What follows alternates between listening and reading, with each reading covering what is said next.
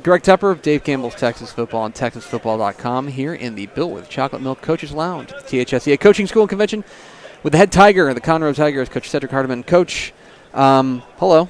How you doing? Hanging in. How you doing? Good, good. We catching you a good time? Yeah, it's perfect time. It's football season, so. Is this the time? This is something we talk about in the office, but whenever coaching school rolls around, it always feels like, all right, it's about to get that time. Is that the feeling around you as well? Like this is like the start? Yeah, I mean, coaching school comes, you start seeing guys that you haven't seen in a while. Normally, coaches are probably already started about a week. You have some strength and condition that's been going on. You're trying to transition in your fourth phase. But when you get around, you start kind of getting the juices going. You're starting to see a little bit more on TV. You can even see the excitement more in kids and things like that. So, no, it's a great time. I've been blessed to have some friends in other states and be able to compare the camaraderie and the coaching convention that they don't have compared to what we have. And so it's about that time, man. It's time to get going. You guys go 3-7 last year in your first year. I'm interested kind of from your perspective. I think some people might look at that record and be like, oh, well, it was a bad year. I'm interested from your perspective. In a first year there with Conroe, how would you assess what you guys were able to accomplish in 2018? It wasn't a year that was up to our standards. So if somebody would assess it, in that way, I would probably agree with them. We have high standards, and I think that, it takes time. Like in any business, it's not going to be a quick turnaround. And if you do have a quick turnaround, a lot of times you won't have a solid foundation. And I think that what we had to do is, one, establish a culture out there and a belief, and establish a foundation and get to work. We're just in a district where you don't really have give-me's. And so I call it the mini SEC, where every week, you have to come out and it's going to show truly where you are, each week. And I think that, it was good for our staff. It was good for our kids. But, it wasn't to where we want to be. And, we'll continue to strive and we'll get there. So to kind of play off that, obviously now you're entering year 2 there in Conroe. Can you feel that things are changing there? Can you feel that your culture is taking hold? Is there a sense around the program that something is different, something is building here? Yeah, I mean, not just from our kids, but, one of the things, if you look at the real successful programs, and I'm talking about year in and year out, it's not just a belief of the kids, it's a belief of administration, it's a belief from the community, and I think that we have that.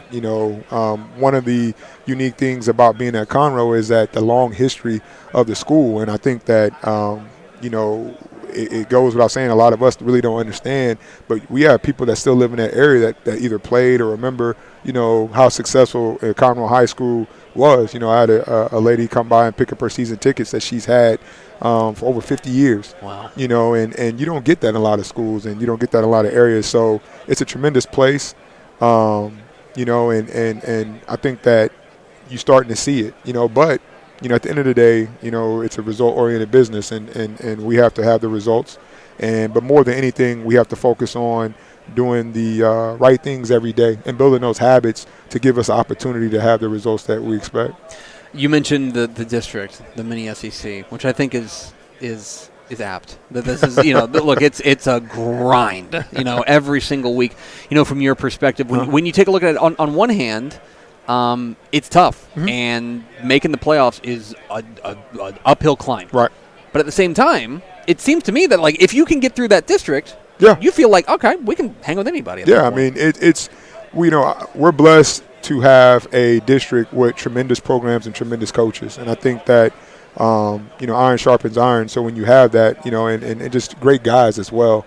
And then not just in football. I mean, they're admin leaders over all the other sports as well. I mean, you look at baseball, how far, those guys have gone. Track. I mean, we had the district or the state champion come out of district, and the runner-ups was out of the same district. I mean, basketball, and so and all those kids play multiple sports. So we have great leaders and tremendous leaders, and I think that it bodes well, and I think that being in that district helps out a lot. It's one of those things that your goal is to make the playoffs. And anybody can beat anybody.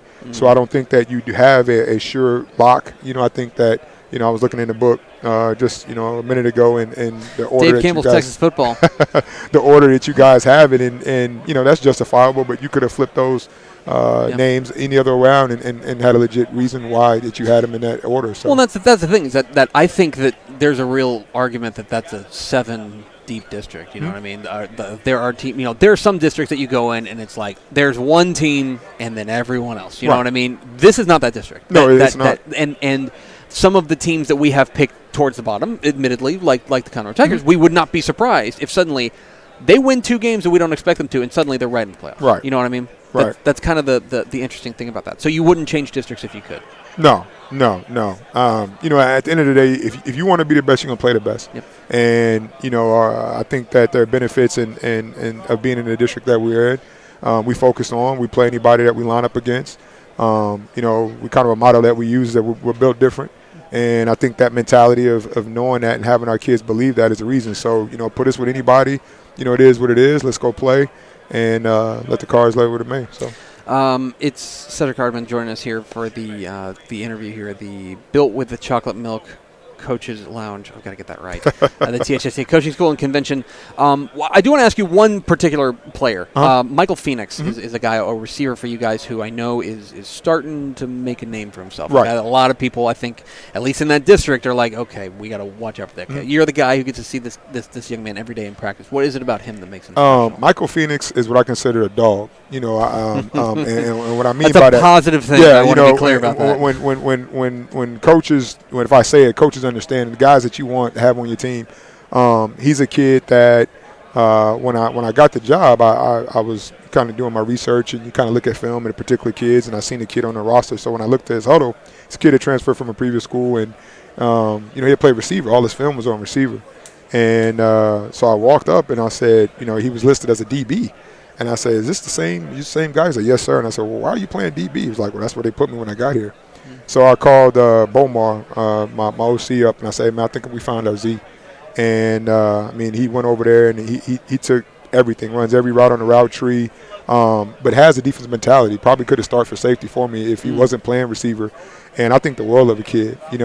He's a kid that has been was voted one of our captains in his offseason.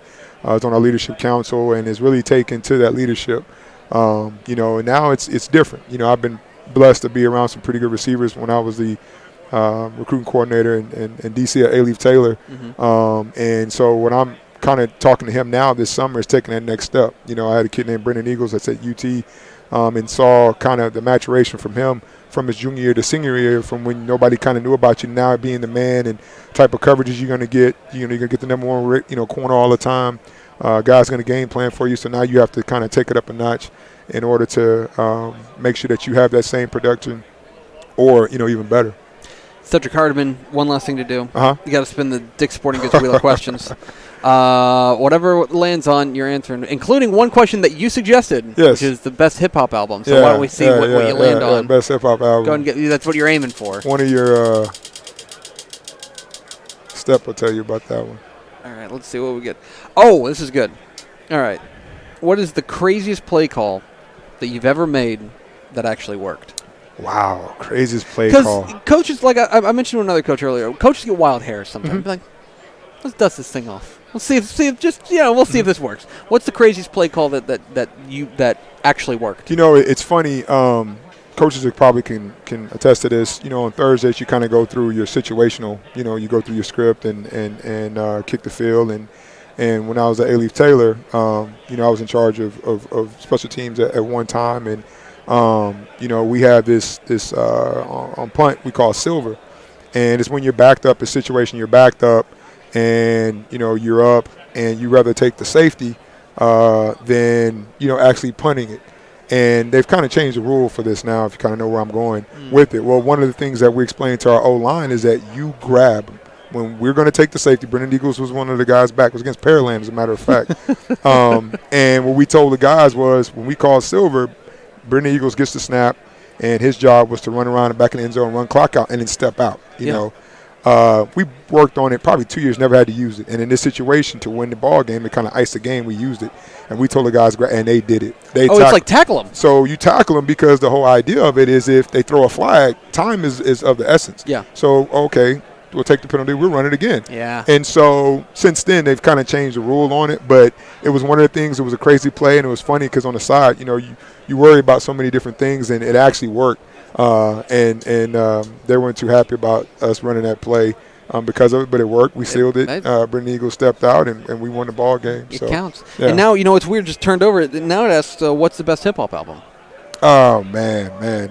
Step, me and we yeah, I know Step will whip you. Step, no, it's funny. Me and Step, we have this connection when it comes to music. I'll send him stuff he sees, and he'll send me stuff that we see. So that's why when I put that on there, he kind of laughed because he knew, right. I'm a closet DJ by hobby. I'm a huge Jay-Z fan, man. I'm a huge Jay-Z fan, so you can pick one of them. Probably the Black Album out of Jay-Z is one of the best ones. J. Cole just had one just dropped. Compilation album is pretty good. If I would pick that right now, if I had my go-to, it would be that. So then are you in charge of, and I know we're taking up too much of your time, so I'll get out of here, good. But so are you the DJ at practice? Yes. Yes, I am. Or at least you're an advisor. No. I take I take suggestions from the kids, but normally, surprisingly, if you come to one of our practices and hear a song, I have kids say, "Coach, what's that?" I'm a huge fan, and it's not just hip hop. You'll have that on, and you'll have Limp Bizkit on, and you may even go back to throwing a Nirvana on, and I may even throw like some old Peter Gabriel or Pet Shop Boys just to change it up with them a little bit, But yeah, and we'll have an old school Friday and play it. But I think it's fun. I got an opportunity to kind of go visit some pro camps over the off season and see how they use music, and so it's something fun for the kids. And that's what it's about, to make it fun for the kids. I want to come to a practice and have like the Pet Shop Boys lead into like Future. Hey, that's what I need in my life. Have a Western Girls go into like a Get Money or something, huh? Cedric Hardiman, if you ever want to get out of coaching, come be our DJ. Hey, perfect, man. Coach, appreciate it. Nice.